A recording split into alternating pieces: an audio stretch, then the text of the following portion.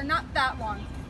20 years. But when I met you, you had Yeah. just moved here. Oh, yeah. And Jan told me when I met her that she had a vow to do something brave every week. Something brave. And she did. And I used to say, what brave thing did you do this week when we ran together? Well, this is the brave thing she's doing this week. And it's not getting married to Margaret. That's not brave. It's having a wedding. And that's brave for both of them, because neither one of them particularly like being the center of attention. Yeah. So we're just gonna run through this wedding relatively quickly and get on with the party. So here we go. Welcome. Thank you for coming to this celebration. We're gathered here in this beautiful garden in the presence of friends and family to celebrate the love Margaret and Jan have for each other. It is our joy to come together to witness the formal proclamation of their commitment to each other. Jan, you're doing great. Jan and Margaret were born in opposite hemispheres of the world, one in Australia and one in the UK. If they believed in fate, they would say it was fate that brought them together one evening in a bar in Soho. But since they do not believe in fate, they ascribe it to amazing good fortune that their paths ever crossed. Since meeting and falling in love, they have stubbornly refused to move in together and instead perpetually crisscross the city by subway, overnight bags and occasionally compost in hand, to stay at each other's city home and their country home.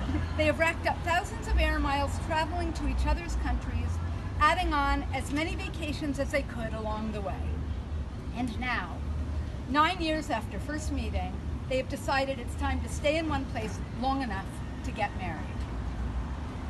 We are now going to hear two short poems. First, Aitchison will read a poem by the American poet Emily Dickinson.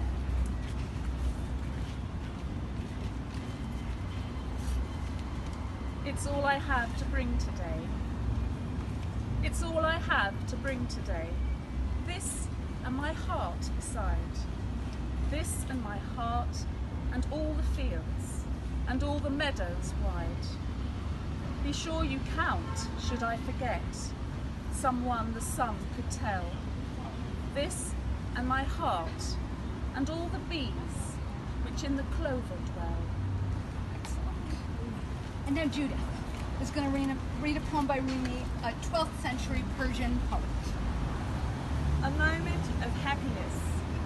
You and I sitting on the veranda. Apparently two, but one in soul, you and I.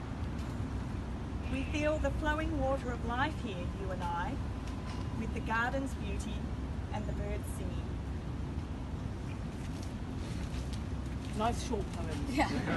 Now we're going to do a crowd affirmation. So two people in love do not live in isolation. Their love is a source of strength not only for themselves but also for the world around them. In turn, we, their community of family and friends, can, with our care, respect and love, support their marriage. So, in the spirit of joy and affirmation, I want to ask everyone here a question. And the answer is a loud, enthusiastic, we do. So everyone know what they're going to do. Okay, are you ready? Are you ready? Yes. Okay. Do you pledge to support and strengthen Jan and Margaret's marriage and wish them a wonderful life together? We do. Excellent. Mary Oliver ends her poem, The Summer's Day, with the lines, "Tell me, what is it you plan to do with your one wild and precious life?"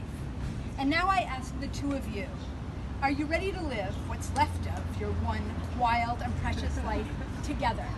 Yes. Okay. Now, who has Margaret's ring? Can you give it to Jan, right? Give that to me. Oh, Oh. that's a nine. There you go. Oh, high five, high five, high five. Oh, so that's good. Sorry! Do you, Margaret, solemnly declare to take Jan to be your spouse? Do you promise to love and cherish her for as long as you both shall live? Excellent. As a symbol of your promise to Jan, please place the ring on her left hand.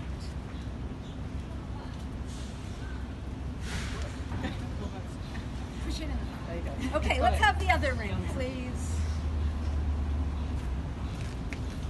Thank you very much, and yay. Good job with You the, are- good job with the ring, people. Do you, Jan, solemnly declare that you take Margaret to be your spouse? I do. Do you promise to love and cherish her for as long as you both shall live? I do. As a symbol of your promise to Margaret, please place the ring on her left hand.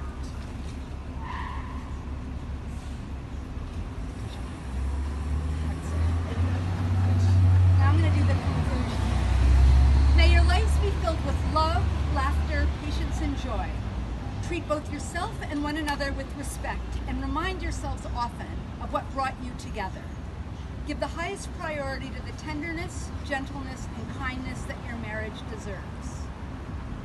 Inasmuch as you've consented to be united in the bonds of matrimony and have exchanged wedding vows before all those present today, therefore, by the power vested in me by the state of New York and those in attendance, I pronounce you married. You may seal your vows with a kiss.